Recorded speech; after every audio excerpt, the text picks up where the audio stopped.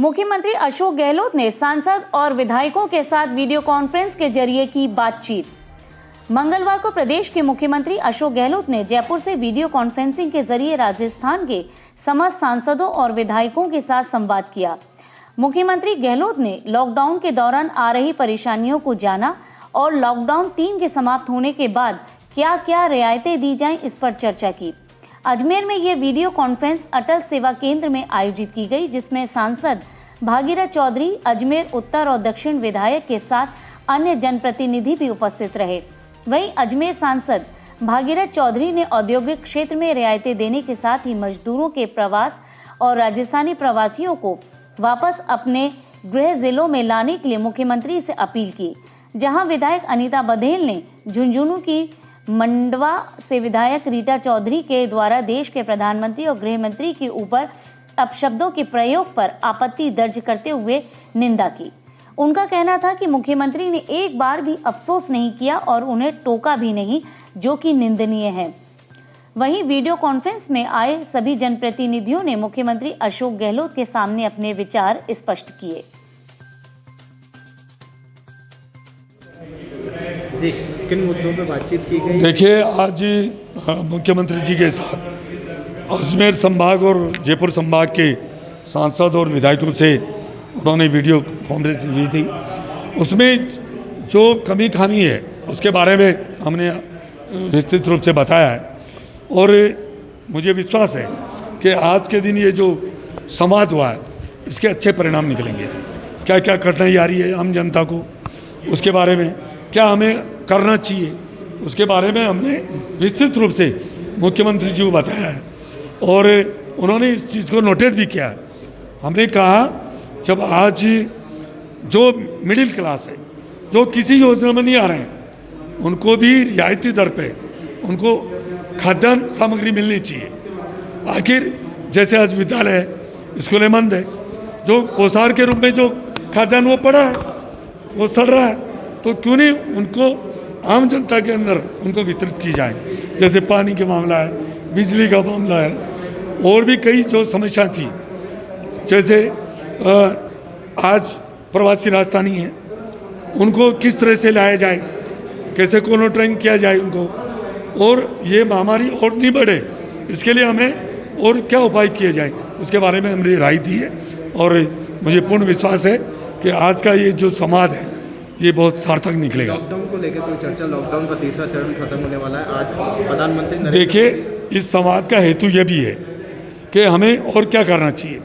आगे 17 मई के बाद हमें देखिए, जान है तो जहान है, परंतु उसके साथ साथ अर्थ, आज प्रदेश हो चाहे देश हो, आज रोजगार नहीं होगा, चाहे रोजगार हो चाहे उद्यमी को जो उद्यम है वो सारे व्यापार वो ठप पड़े हैं। तो धीरे धीरे हमारे को डिस्टेंस में रखना होगा और हमारे को धीरे धीरे इसको सामान्य स्थिति में लाने की जरूरत भी पड़ेगी। इसके बारे में विस्तृत से हमारे संवाद हुआ है और हमें पता है कि धीरे धीरे रियायत भी दी जाएगी और जो फंसे हुए हैं, चाहे श्रमिक हो चाहे कोई भी हो, उनको भी अपने स्थान पर भेजने की व्यवस्था की जाएगी। जी मैम, आज वीसी थी, किन मुद्दों पर चर्चा हुई और क्या सवाल खड़े किए आपने? देखिए, चूँकि आज मुख्यमंत्री जी ने बहुत समय बाद में ये वीसी रखी, ये वीसी बहुत समय पहले हो जानी चाहिए थी, पर कोई बात नहीं, देर आए दुरुस्त आए। जब प्रशासनिक काल में द्वारा उनके निर्देशों की ठीक तरह से पालना नहीं हुई और शिकायतें आने लगी, तब उन्होंने मजबूरी में आकर के वीसी की है। सुबह 11 बजे से हम यहाँ अटल सेवा केंद्र में बैठे हैं और 5 बजे हमारा नंबर आया है। मैं सुबह 11 बजे से सभी विधायक गणों को सुन रही थी और मुझे बहुत अफसोस के साथ में ये कहना पड़ रहा है कि उनके कांग्रेस के झुंझुनू ज़िले से मंडावा की आने वाली जो विधायक है रीटा चौधरी जी, उन्होंने प्रधानमंत्री जी के लिए और गृह मंत्री जी के लिए बहुत ही अपशब्दों का इस्तेमाल किया और मुख्यमंत्री खुद सुन रहे थे, उन्होंने टोका नहीं। ये एक बहुत ही गलत परंपरा वो डाल रहे हैं और यदि वो ऐसी परंपरा डालते हैं तो ये आने वाले समय में भारतीय लोकतंत्र के लिए घातक साबित होगा। ये ठीक नहीं है, उनको टोकना चाहिए था और उनको बोलना चाहिए था कि वो गलत टिप्पणी ना करें, लेकिन ऐसा उन्होंने नहीं किया। दूसरी बात मैं कहना चाहूँगी कि मुख्यमंत्री जी को वीसी के माध्यम से मैंने बहुत सारे विषय कई सारे पत्र भी उनको लिखे, ये भी मैंने उनको कहा, लेकिन उन पत्रों का कोई जवाब नहीं आया। साथ ही साथ मैंने इंडस्ट्रीज़ को चालू करने के लिए निवेदन किया, जो स्थायी शुल्क है उसको वेव ऑफ किया जाना चाहिए था, और जो छोटे छोटे कलपुर्जे जो नहीं आ पा रहे हैं, जिससे फैक्ट्रीज नहीं चल पा रही हैं, इसके लिए ट्रांसपोर्टेशन शुरू होना चाहिए था। मज़दूरों को मजदूरी दी जानी चाहिए थी ESI के फंड के माध्यम से, ताकि मज़दूरों को मजदूरी मिल सके, क्योंकि फैक्ट्री संचालन बंद है तो फैक्ट्री जो इंडस्ट्री का मालिक है वो कैसे उसका पेमेंट कर सकता है। और साथ ही साथ मैंने बिजली पानी के बिल माफ़ करने के लिए कहा है, 2% जो मंडी शुल्क लगा है उसको माफ़ करने के लिए कहा है। मज़दूरों को आने और जाने के लिए जो भी प्रक्रिया है उसका बहुत सरलीकरण किया जाना चाहिए था। बगैर सरलीकरण के काम नहीं चल सकता, क्योंकि लोग अपने घर आना चाहते हैं। तो इस तरह से बहुत सारे मुद्दे मैंने उनके सामने उठाए हैं। अब वो कहाँ तक इन सुझावों को इम्प्लीमेंट करते हैं ये तो वो ही जाने। राजस्थान सरकार को और मुख्यमंत्री जी को भी चाहिए कि वो राजस्थान के खजाने खोले इस कठिन परिस्थिति में जनता को राहत देने के लिए, लेकिन वो सारी चीज़ें केंद्र पर डालते हैं, अपनी बात को मानते नहीं है। इससे साफ नज़र आता है कि राज्य सरकार अपना खजाना प्रदेश की जनता के लिए नहीं खोलना चाहती। लॉकडाउन 17 मई को खुलने के क्या है? देखिए, आज प्रधानमंत्री जी का उद्बोधन 8 बजे होने वाला है। आने वाले समय में किन परिस्थितियों के साथ लॉकडाउन में रियायतें दी जाएगी, लॉकडाउन कितना और आगे बढ़ेगा, ये उसके बाद ही तय हो सकता है।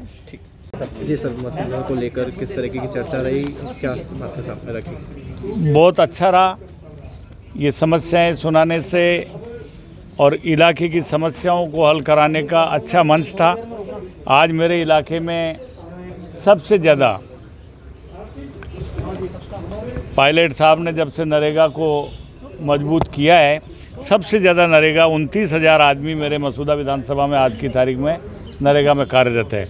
और मेरी इच्छा है कि ये 60,000 तक का आंकड़ा इसका हम नरेगा का पहुँचाएँ, जिससे, और अजमेर ज़िले का सबसे गरीब इलाका है मेरा गांव, गरीब किसान लोग रहते हैं वहाँ। बिसलपुर के पानी की प्रॉब्लम थी, वो हमने CM साहब से बोला, वहाँ पे खाद्य सुरक्षा और तमाम बातों के लिए बोला। और इसके साथ साथ एक चीज़ हमने ये भी बोली कि अजमेर ज़िले का संवेदनशील प्रशासन DM से चपरासी तक, कप्तान से सिपाही तक इतने मुस्तैदी से कि यहाँ ज़िले के अंदर जिस ढंग से कोरोना की महामारी होनी चाहिए वो नहीं हुई, और ज़िला बचा हुआ है पूरा। चाहे स्वास्थ्य विभाग के कर्मचारी हो, सारे लोग अच्छा काम कर रहे हैं। और हमने सुझाव दिए कि ये प्रवासी जो हमारे भाई हैं, वो ज़िले के करीब 3-4 हज़ार आदमी बाहर हैं, मेरे इलाके के लोग भी बाहर हैं, पशुपालक हैं, किसान हैं, उन सब लोगों को लाने की व्यवस्था की जाए।